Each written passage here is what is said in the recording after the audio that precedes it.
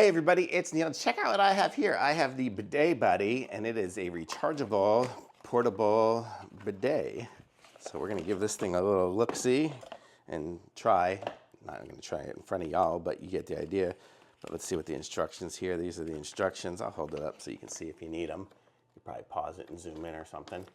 But there, how that's gonna work. We'll see if we can figure this out. It should be pretty self-explanatory, I would think. Okay, so this is it here, and there's, so it looks like so. Okay, so it came like this, so we unscrew it here. What is this? This here is gonna unscrew as well. That'll screw on the top, and then I'm gonna guess it's gonna squirt out the top. Okay, well let's fill this up with water and give it a go. So let me screw this on. So we got the bottom screwed on. Let's fill it up with some water.